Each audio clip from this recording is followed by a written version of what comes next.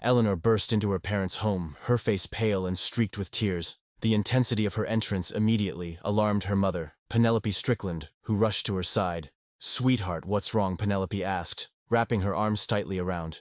Her daughter, Eleanor, collapsed into her mother's embrace. Herbity, trembling with violent sobs between gasping breaths, she managed to stammer.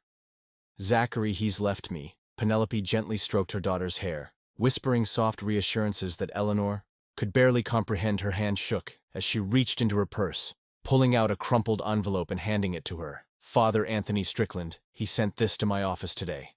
She choked out, her voice raw with emotion. Anthony took the envelope. Carefully, his expression unreadable before opening it, he asked evenly, "And Benjamin, is he with Zachary?" Eleanor nodded weakly. "Yes, he dropped.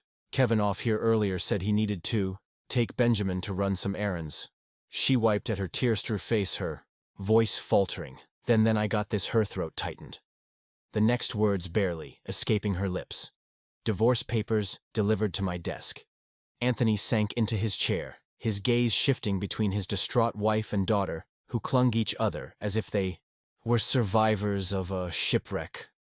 Penelope murmured soothing words as Anthony unfolded the papers, scanning them with a deepening frown. "No warning, no discussion," he muttered. His anger barely contained. His grip on the papers tightened as he looked at Eleanor. "He's accusing you of infidelity." His voice was firm, his gaze piercing. "Is there any truth to that?" Eleanor's face crumpled in anguish. "No, oh, she cried. "I've never been unfaithful to him, he's convinced. I'm involved with someone from work, but it's not true. I love him." Her words dissolve into sobs, each one heavier with pain. Anthony exhaled slowly, his expression darkening. He didn't believe the accusation for a second. "This doesn't make sense," he said, his voice low and measured. "Did he ever explain why he thinks you're cheating?" Frustration flashed across Eleanor's tear-streaked face. "I don't know, maybe because I huged the co-worker after we closed a big deal," she replied bitterly. After a moment, her voice softened. "There was one other thing at a work event I had. Too much to drink, and a colleague kissed me. I pulled away as soon as I realized what was happening. Nothing else happened. I swear." Anthony flipped through the papers, his eyes narrowing. "He's asking for joint custody of Benjamin," he said grimly, "but is dazing Kevin entirely. He wants Kevin's last name change and his name removed from the birth certificate." He looked up, his expression filled with disbelief. "Do you have any idea why?" The air in the room grew heavy. Eleanor and Penelope exchanged a horrified glance before Eleanor crumbled again, her sobs shaking her body. Anthony's voice cut through the chaos, steady and unyielding. "Eleanor, look at me." Hesitant, she looked at her tear-streaked face to meet his gaze. His eyes were sharp, his voice like steel. "He's claiming Kevin isn't his. There's a DNA test in here showing less than a 1% chance that Zachary is the father. Is this true?" Eleanor let out a strangled cry and buried her face in her mother's shoulder. Penelope shot Anthony a fierce glare. "You're not helping," she snapped. Anthony didn't back down. Did you know about this?" he demanded, his tone unwavering. Ash turned to Penelope. "Did Eleanor ever tell you?" Penelope hesitated, her expression calculating. Finally she shook her head. "No. This is as much a shock tome as it is to you. She's just as blindsided as we are." Anthony didn't seem convinced, his tone hardened. "Give me your phones, both of you." Penelope stiffened. "Excuse me, if you have nothing to hide, it shouldn't be a problem," he said coldly. "Unlock them or I'll file for divorce tomorrow." Fury sparked in Penelope's eyes. "You've never had a reason to doubt me, Anthony. You're not getting my phone and we are not getting a divorce." Heist's expression remained unreadable, his voice is cold as stone. "I've turned a blind out of too many lies. But this is the final straw," Anthony declared, his voice low. Beatrice resolute, watching another man raise. "My daughter's child has changed. Everything. Hand over your phones now, or this marriage is done." Penelope's composure shattered like glass, her face twisted in fury as she exploded. "Go to hell, Anthony. I'll make sure you lose everything you have." Anthony remained unfazed, his expression unreadable. Calmly, he placed the divorce papers on the coffee table and rose to his feet. "Do whatever you feel you must," he replied quietly before walking into the kitchen. Moments later, he returned with a plastic Ziploc bag which he turned inside out and slipped over his hand. Like a glove, without a word, he began. gathering the used napkins that sat in front of Eleanor, sealing the bag carefully. Once he was done, Penelope's voice pierced the silence. "What on earth are you doing?" she shrieked, pointing a trembling finger at the bag. Anthony's face remained impassive as he replied, "I'm reaching out to Zachary to find out where. He had the DNA test done. He's discovered Kevin isn't his son, and now I need to confirm whether Eleanor is truly mine."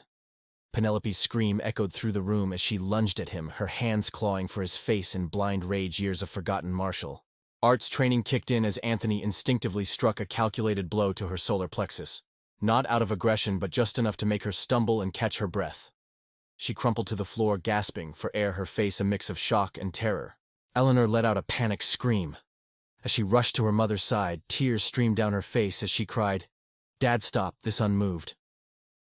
Anthony turned on his heel and strode toward his office. He did wait for Penelope to recover in minutes. He had packed his essentials, reset the Wi-Fi password, and walked out the door, leaving behind 30 years of marriage. Anthony's first stop was at McDonald's, where he used a free Wii to access his financial accounts methodically. He closed their shared credit cards and transferred half the funds from their joint bank account into his personal account, under the pretense of a business transaction. It was clean, efficient, and final. Later that evening, Anthony arrived at Adam Davis's home. Adam greeted him at the door with a no-can expression. "This couldn't have gone worse," Anthony muttered as he stepped inside. Adam let out a bitter laugh. "Calling it a disaster doesn't do it justice," he replied. Leading Anthony to the back patio, the sprawling golf course beyond stretched into the twilight. Adam offered him a glass of bourbon, and the two men sat in silence for a while, each lost in thought. Finally, Anthony spoke. "How's Zachary holding up?" Adam gave him a hard look. "Do you really need to ask? He's losing his youngest son, and you're losing your grandson. Nobody walks away from something like this unscathed." Anthony sighed heavily, his guilt evident. "I can't even look Eleanor or Penelope in the eye." Penelope knew there was a possibility Kevin wasn't Zachary's child and kept it to herself. "And now I'm questioning whether Eleanor is even mine." Adam's expression darkened. "Babe's furious. I've never seen her like this. If Eleanor were Benjamin's mother, I think she'd have already done something drastic." Anthony nodded grimly. "Keep her calm. We don't need more chaos." Before Adam could respond, a sharp voice cut through the tension. Babe stormed onto the patio, her icy glare fixed on Anthony. "Why is he here?" she demanded, her tone frigid. "And why are the police outside?" Adam raised a pleading hand. "Relax, sweetheart." Anthony's on Zachary's side. Before he could explain further, the doorbell rang. 2 police officers stood at the entrance, their faces unreadable. Anthony stepped forward to meet them, his expression resigned. "I was expecting this," he murmured, turning and extending his wrist as they moved to take him into custody. Adam called after him, his voice filled with a mix of frustration and concern. "I'll get in contact with Zachary. We'll sort this out," Anthony said firmly. 6 months later, much of the chaos had died down, but the emotional wounds were still raw. Initially, Eleanor fought hard against a divorce, pleading for marriage counseling. When that failed her, desperation shifted to unreasonable demands.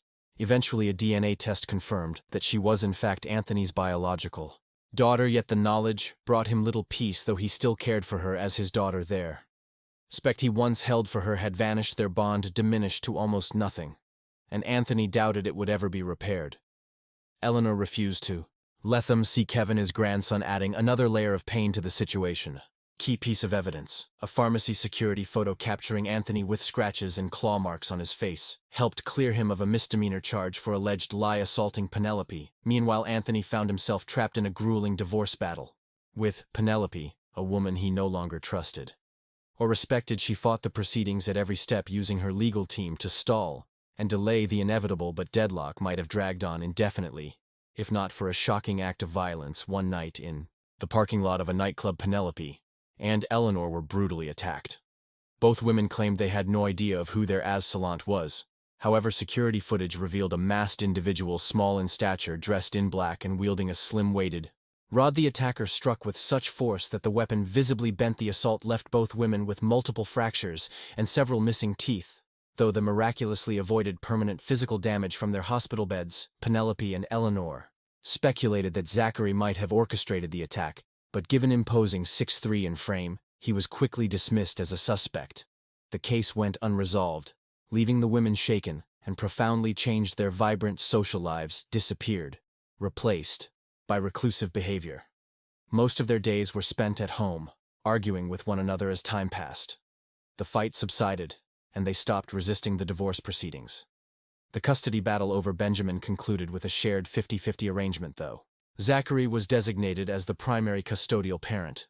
Neither side was awarded child or spousal support during the court process. Another bombshell came to light. A court-ordered DNA test revealed that Kevin's biological father was Andrew Ober. Zachary's name was formally removed from Kevin's birth certificate, and Andrew was ordered to pay child support to Eleanor. The revelation devastated Andrew.